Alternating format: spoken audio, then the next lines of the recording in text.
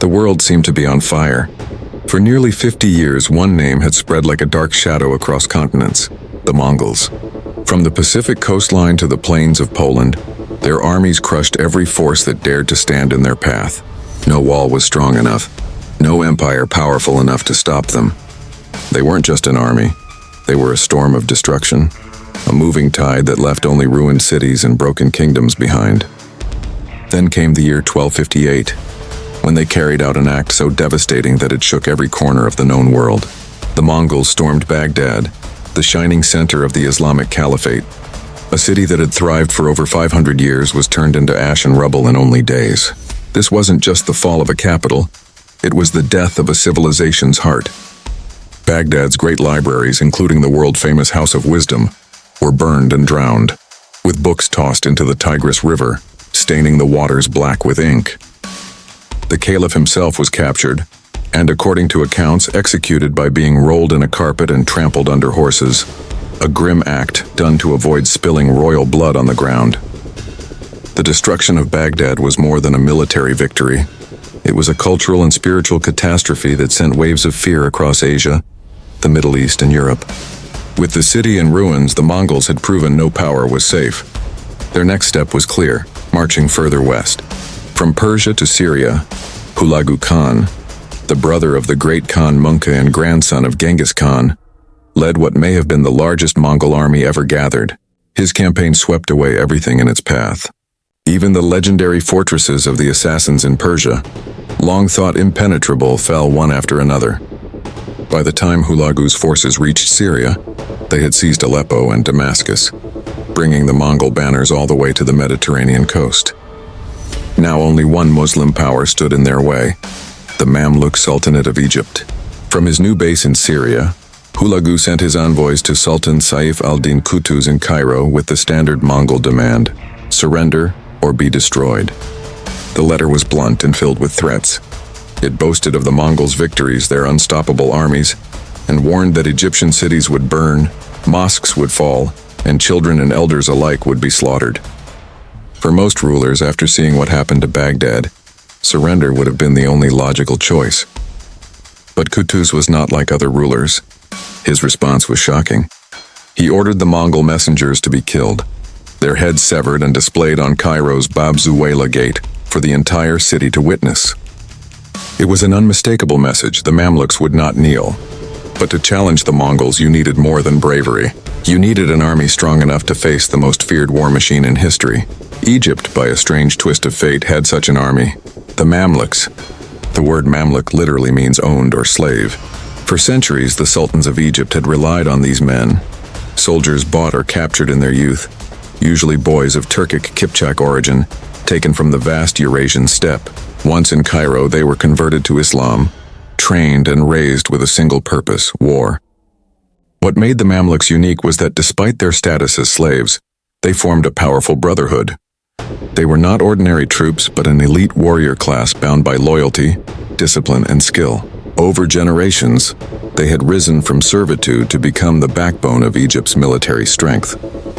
And now, in 1260, they would face the greatest test of their existence: the unstoppable Mongol horde. The Mongols believed they were destined to conquer everything before them, but they had never faced an army like the Mamluks, forged in hardship, trained in the very style of steppe warfare the Mongols themselves had perfected.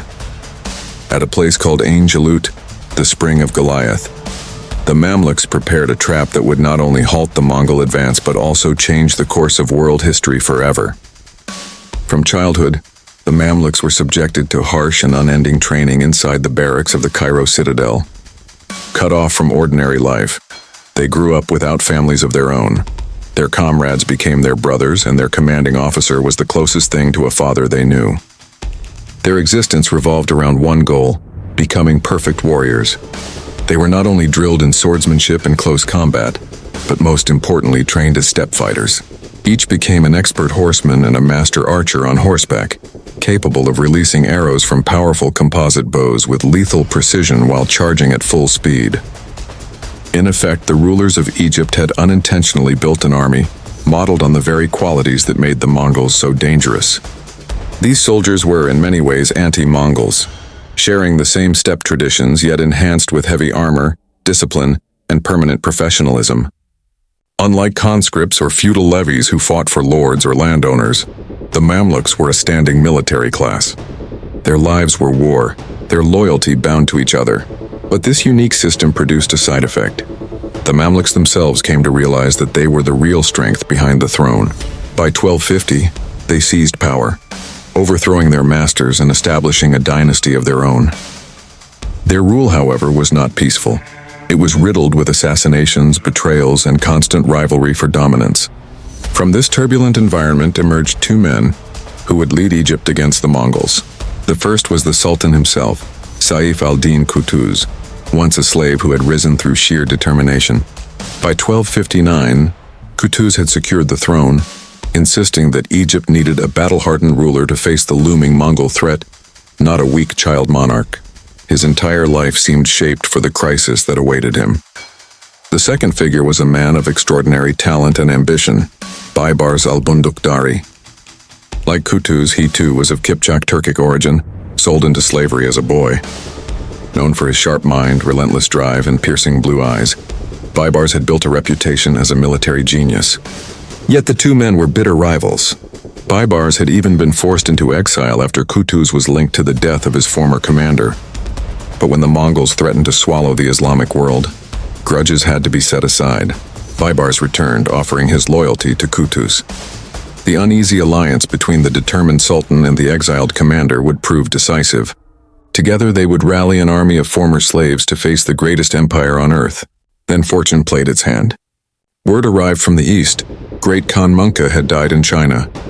According to Mongol custom, all senior princes were required to return to their capital to elect a new supreme ruler. Hulagu Khan, eyeing the throne himself, withdrew from Syria, taking much of his massive army with him.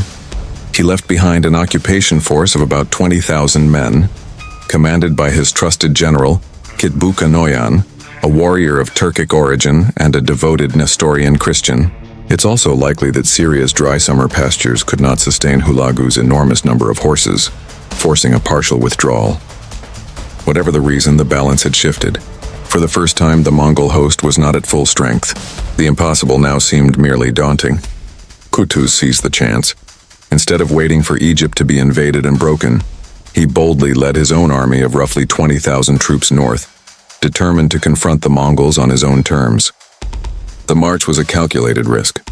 Standing between the Mamluks and the Mongols were the Crusader states along the coast, longtime enemies of Egypt. Qutuz sent envoys to the Crusaders at Acre, asking for safe passage. The Crusaders hesitated. Some considered joining the Mongols, viewing them as a weapon against Islam. But most recognized the truth. The Mongols were a far greater, more immediate danger. In the end, they chose neutrality, allowing the Mamluks to pass unchallenged. Qutuz and Baibars advanced into the Jezreel Valley, where they carefully selected their battlefield, Ain Jalut, the spring of Goliath. Tradition held that this was where the prophet David had slain Goliath, and the symbolism of an underdog defeating a giant was not lost on anyone. The valley was wide and open, flanked by forested hills, a perfect natural trap for the plan Baibars had devised. The strategy relied on trickery, turning the Mongols' favorite tactic against them. Qutuz concealed the bulk of the Mamluk army, the heavily armored cavalry in the surrounding hills. Baibars was placed in command of the forward detachment, a fast-moving vanguard meant to bait the Mongols. His mission was to engage them, then feign retreat. The very same maneuver the Mongols themselves had used countless times to lure enemies into destruction. On September 3, 1260, the Battle of Ain Jalut began. Kitbuka led his Mongol troops, joined by Armenian and Georgian allies, into the valley. From his perspective, Baibars' smaller force was the entire Mamluk army. Confident, perhaps even overconfident, Kitbuka pressed forward. Baibars carried out the opening act of the plan flawlessly. His cavalry harassed the Mongols with hit-and-run attacks, loosing arrows and retreating before they could be pinned down. For hours, the skirmishes dragged on, wearing down the Mongol patience. Kitbuka, proud and hot-tempered, began to lose his composure. He believed victory was at hand. What he didn't realize was that he was riding straight into a carefully prepared trap. Kitbuka had never faced an opponent that mirrored his own men so closely. Convinced of his superiority, he made the mistake the Mamluks had been waiting for. He gave the order for a full charge, determined to crush what he thought was a small, defiant force. The Mongol cavalry surged forward, pouring deeper into the valley, exactly where the trap had been set. At the critical moment, Qutuz gave the signal. From the hillsides on three sides, the main Mamluk force came roaring down. Thousands of heavily armored cavalry thundered into the Mongol flanks, the ground shaking beneath their charge. In an instant, the hunters had become the hunted. But the Mongols were not easily broken. They were some of the finest warriors in the world, and they fought back with terrifying determination. They absorbed the first impact and counterattacked fiercely. For a dreadful moment, the Mamluk left wing buckled under the pressure. The battle plan seemed on the verge of collapse. At that turning point, Sultan Qutuz acted with stunning bravery. He tore off his helmet so his men could see him clearly, spurred his horse into the fray, and shouted the battle cry, "Wa Islama!" For Islam. Leading his reserves in person, he charged straight into the chaos, closing the gap and rallying his shaken troops. Inspired by their sultan's courage, the Mamluks steadied themselves and struck back with renewed strength. Some Arab accounts even suggest the Mamluks used primitive hand cannons, called midfa, not as killing weapons but to produce smoke and thunderous noise, frightening the Mongol horses and adding to the confusion. Historians still debate this, but if true, Ain Jalut may have seen one of the earliest uses of gunpowder in battle. The momentum shifted, the Mongol counterattack faltered, and soon their forces were being cut down methodically. Their commander, Qutuz, refused to retreat. Captured and brought before Qutuz, he remained defiant to the end, warning that Hulagu would return for vengeance. Qutuz ordered his immediate execution, and Qutuz was beheaded. The fall of their general shattered the last of the Mongol resistance. Their army collapsed into a desperate retreat, pursued mercilessly by the Mamluks until the valley was littered with the dead. The unbeatable Mongol army had been utterly destroyed. News of the victory at Ain Jalut spread rapidly, shocking the world. For the first time in nearly 50 years, the Mongols had been decisively defeated in open battle. Their aura of invincibility, as powerful as their weapons, was broken. The westward expansion of their empire was stopped in its tracks. The Mamluks quickly reclaimed Damascus and the rest of Syria. When Qutuz returned toward Cairo, he should have been celebrated as a savior, the man who had risked everything and preserved Islamic civilization. But Mamluk politics were as dangerous as any battlefield. Baibars, the brilliant commander who had helped plan the victory, demanded the governorship of Aleppo as his reward. Qutuz refused. That refusal would cost him his life. Nursing ambition and old grudges, Baibars conspired with other Mamluk emirs. On the road back to Egypt during a hunting trip, Baibars approached Qutuz. When the Sultan reached out to greet him, Baibars seized his hand as the conspirators struck.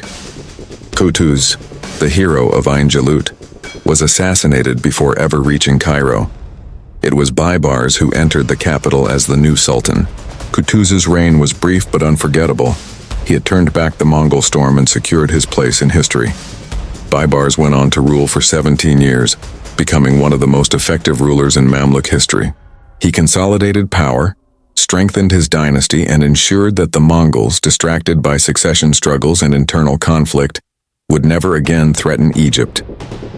He also turned his armies against the Crusader states along the coast, dismantling them piece by piece. The Battle of Ain Jalut was more than a victory.